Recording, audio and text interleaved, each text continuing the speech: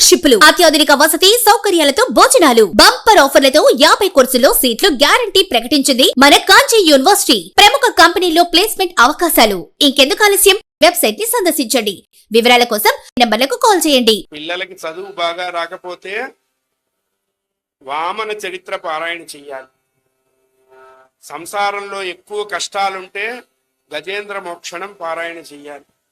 మగపిల్లవాడికి కానీ ఆడపిల్లకి కానీ మంచి అనుకూలమైనటువంటి వధూవరులు కలగాలి అంటే రుక్మిణీ కళ్యాణం పారాయణ చెయ్యాలి.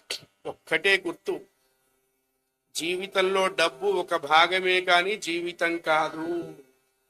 చాలా చోట్ల ఇప్పుడు దానికే ముడిపడిపోతున్నారు. వార్షిక ఆదాయం ఎంత? 70 లక్షలు. నో, చెప్పేది పిల్ల కాదు, పిల్ల తల్లి. రెండవ ప్రశ్న, మీ పిల్లవాడు ఏం చేస్తున్నాడు? తాంబూలాలు పుచ్చుకున్న తర్వాత సంధ్యావందనం చేసుకుంటున్నాడు. అరగంట తర్వాత ఫోను, ఈ ప్రోగ్రాం మేము క్యాన్సిల్ చేసుకుంటున్నాం. లోకం అట్లా ఉంది, అలా ఉంది. ఇంకా దౌర్భాగ్యం, మీ ఇంట్లో డస్ట్బిన్లు ఉన్నారా అంటే అత్తగారు మామగారు, గ్యార్బేజ్ ఉందా ఆడబడుతులు తోడికోడండి, ఓల్డ్ ఫర్నిచర్ ఉందా ముసలమ్మ ముసలాయన తాతగారు మా అమ్మగారు. వీళ్ళెవ్వరూ ఉంటే మేము పిల్లనివ్వం. ఏమండి, మనం ఏమన్నా మానవ సంప్రదాయంలో ఉన్నామా, ఇంకెక్కడన్నా ఉన్నామా? వీళ్ళెవ్వరూ ఉండకూడదు అంటే హాయిగా ఆ పిల్ల తల్లికి నేను చెప్తున్నా, అనాథాశ్రమానికి వెళ్ళి అక్కడ వాడిని తెచ్చుకోండి అమ్మా. ఎందుకండి 100 సంవత్సరాలు జీవితం ఆనందంగా ఉండాలి. మగపిల్లవాడికైనా ఆడపిల్లకైనా. డబ్బు మోజులో నాశనం అయిపోతున్నాయి జీవితాలు. 50 ఏళ్ళు 60 ఏళ్ళు పెళ్ళిళ్ళు కాకుండా ఎన్ని లక్షలుంటే ఏమండి, ఏం చేసుకుంటాం? 1,00,000 రూపాయలు తినగలుగుతున్నావా మనం? 1000 రూపాయలు సంపాదిస్తే 100 రూపాయలు తింటాం ఎక్కువైపోతున్నాయి. మంచి పిల్లవాడై గుణవంతుడైనటువంటి పిల్లవాడు, గుణవంతురాలైనటువంటి పిల్ల ఉంటే అదే ప్రధానంగా చూడండి. ఆడపిల్లల్ని కన్నా తల్లులకు నేను చేతులెత్తి నమస్కారం చేసి చెప్తూ ఉన్నాను. ఎందుకంటే ఆడపిల్లల కంటే ఆ పిల్ల తల్లులకి కోరికలు ఎక్కువగా ఉన్నాయి. 8 అంకెల జీతం, ఎవరి ఆర్థిక స్వాతంత్రం తప్పంటలేదు. మితిమీరిన స్వాతంత్రం అనర్థాన్ని కలిగిస్తుంది. అది తప్పు. ఎవరి మాట ఎవరు వినరు. ఎక్కడికి పోతున్నది సమాజం?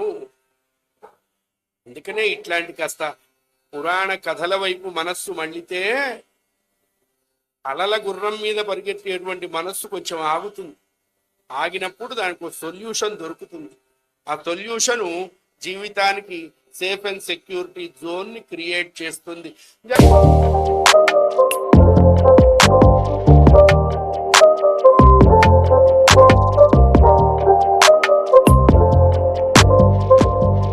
భక్తవత్సల భగవానికి మంచి పిల్ల కావాలన్నా, మంచి పిల్లవాడు కావాలన్నా రుక్మిణీ కళ్యాణం పారాయణ చేయించండి. పారాయణ చేస్తే సరిపోదు, ఈ భావం మనస్సులో ఉంచుకోవాలి. పారాయణ అంతా అయిన తర్వాత వాళ్ళు ఉన్నారా అయితే పిల్లనివ్వం. ఎందుకు? ఆ పారాయణ దరిద్రం తగలైనా. మనోవికాసం కలగాలి, మానసిక ఐశ్వర్యం కలగాలి, మానసిక ధైర్యం కలగాలి. చాలా మంది వివాహాలు కాకుండా నాశనాలు అయిపోతున్నారు, గుర్తుపెట్టుకోవాలి అయ్యా. అందుకని పిల్ల గుణవంతురాలై ఉండాలి, పిల్లవాడు మంచివాడై ఉండాలి. అదే భక్తవట్లో 10 మంది ఉన్న ఇళ్లల్లో ఇచ్చేవాళ్ళు పిల్లల్ని.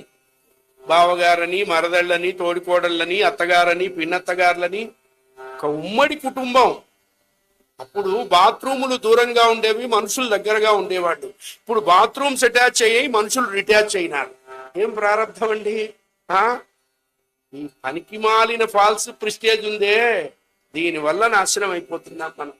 ఈ దిక్కుమాలిన ప్రిస్టేజ్, తద్దినానికి తక్కువ మాసికానికి ఎక్కువ. ఇది అట్లా అని పోనీ అనుకుందామా అన్న అయ్యా.